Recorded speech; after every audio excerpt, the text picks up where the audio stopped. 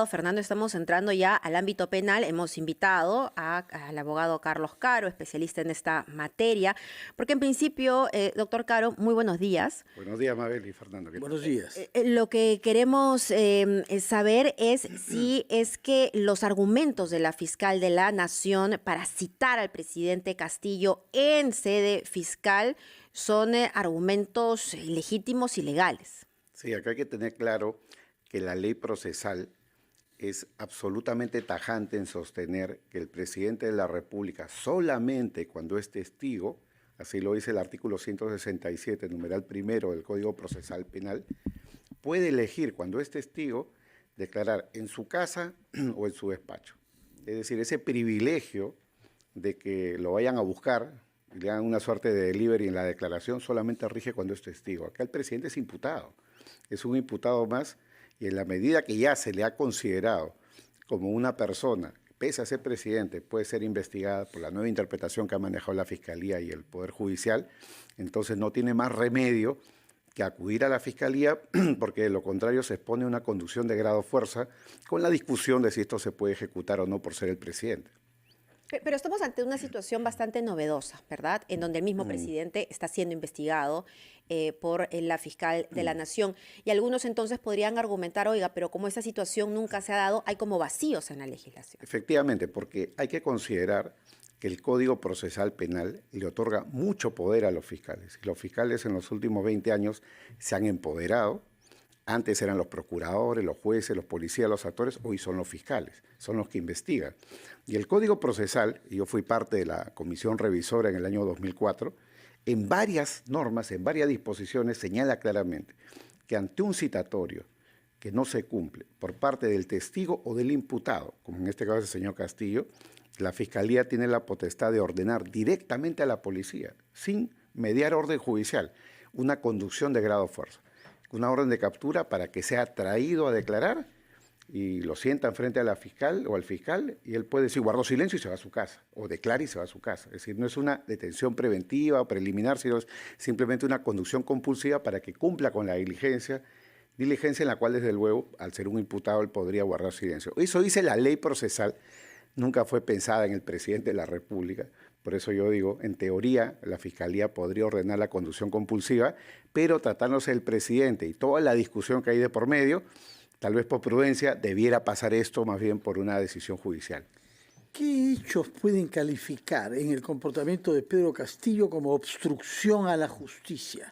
Porque hay por una parte su comportamiento personal como justiciable, pero hay por otra parte los tweets que le está enviando, según dice explícitamente, a la comunidad internacional, para que sepa lo que, según él, son hechos graves que están pasando en la Fiscalía, que le conciernen a otras personas, porque él se refirió al caso de los cuellos blancos.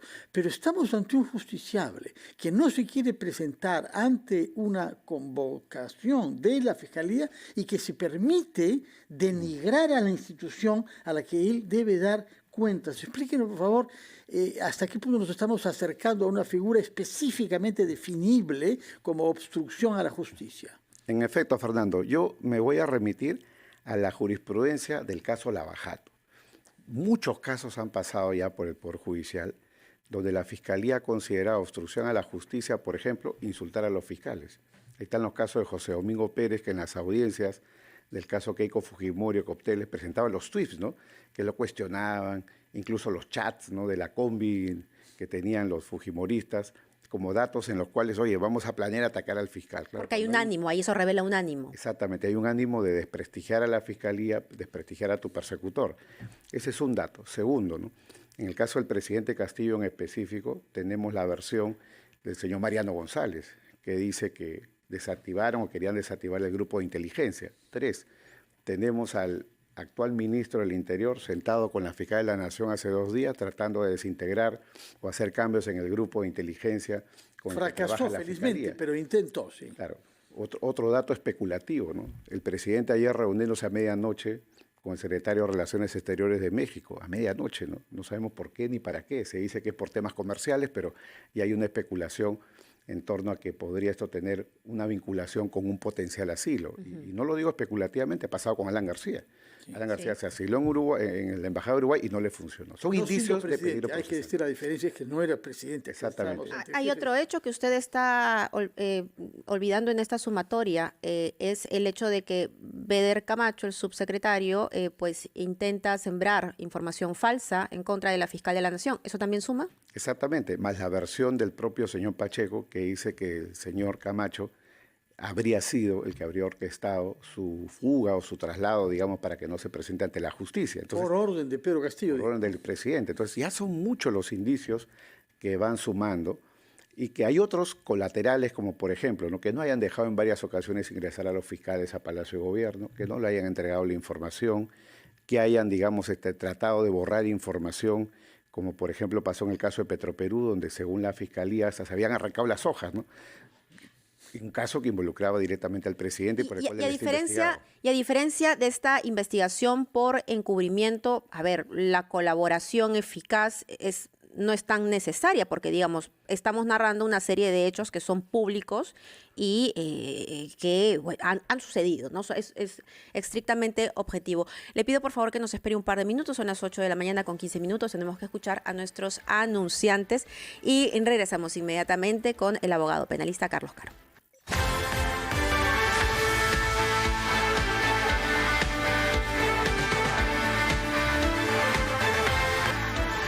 Continuamos con el abogado penalista Carlos Caro frente a este conflicto que se ha presentado. El presidente no va a ir a sede fiscal para el interrogatorio y la fiscal de la Nación no va a ir a Palacio de Gobierno.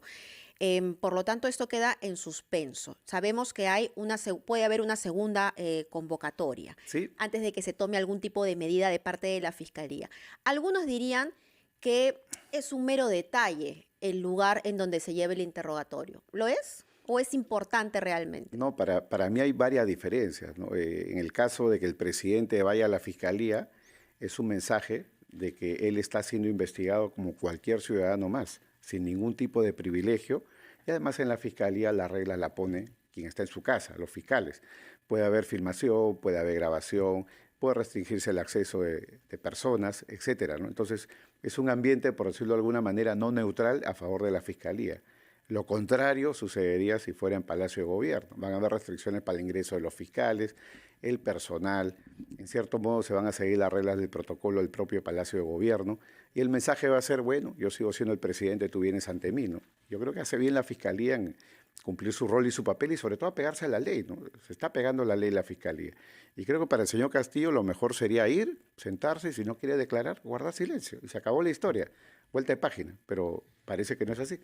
El abogado Benji Espinosa ha dado algunos argumentos que tienen que ver con el marco normativo, pero también ha dicho que había habido un diálogo de coordinación para preparar esta cita en Palacio de Gobierno, diálogo con la Fiscalía, que habría cambiado de actitud y que ahora sostiene que de hace 15 días estaba previsto que la cita tuviera lugar en sede fiscal.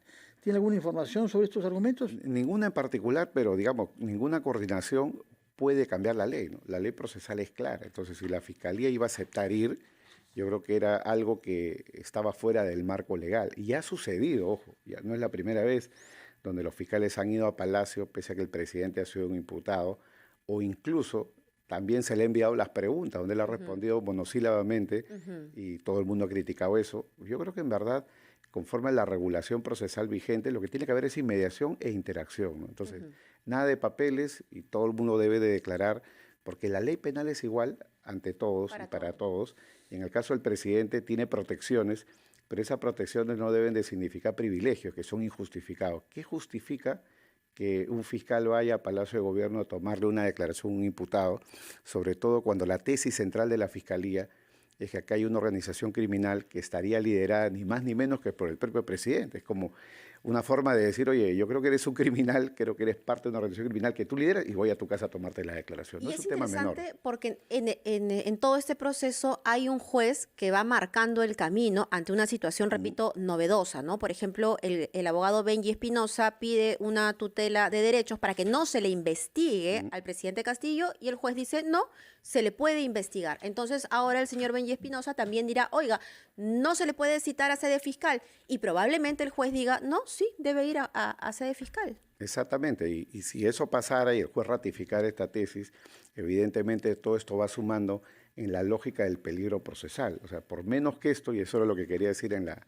primera etapa de esta conversación, es que por menos que estas cosas que hemos sumado, 4, 5, 6 cosas, el Poder Judicial ha detectado y ha decretado prisión preventiva para muchas personas, ¿no? Solo que el señor Castillo, por las inmunidades y las protecciones que tiene, y por la etapa en la que estamos, que es solo una preliminar, no se puede pensar todavía en una detención preventiva.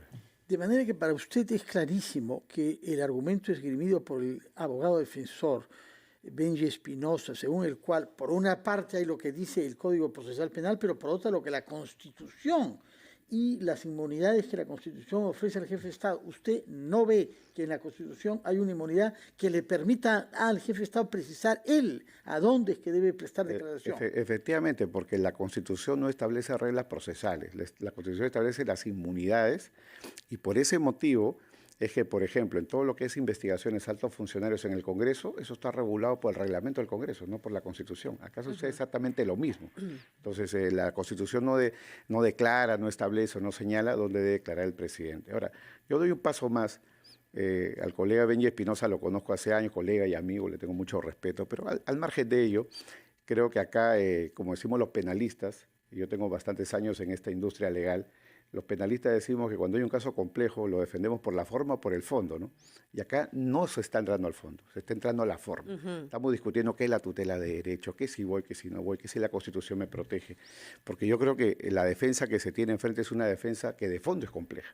Hay una serie de colaboradores eficaces, pruebas que van apareciendo. Ahora hasta se especula que el señor Silva se habría entregado, cosa que no está confirmada. Pero refutada más bien por el señor Harvey Colchado, ¿no? Exactamente. O sea, pero alguien está buscando ganar tiempo. Exactamente. Es lo que yo creo. ¿A qué puede servir a un justiciable como Pedro Castillo ganar algunas semanas? Hay una cosa que es muy clara, ¿no? Cuando hay mucha presión sobre un caso, eso puede desembocar en varias consecuencias, ¿no? Una renuncia del presidente, eventual vacancia, una decisión judicial que le sea perjudicial. Entonces, los abogados juegan un poco a la extensión del tiempo para ir bajando la presión, para que baje la marea, baje la coyuntura. Y claro, habrán consecuencias y habrá el momento de enfrentar el fondo, pero mientras más tarde sea, mejor, ¿no? Y así ha pasado en muchísimos de los casos, del caso Lava Jato, para no ir muy lejos. Los abogados Luciano López y César Azabache han graficado un escenario en el cual al presidente Castillo un juez lo podría suspender. ¿Qué opina usted de ello?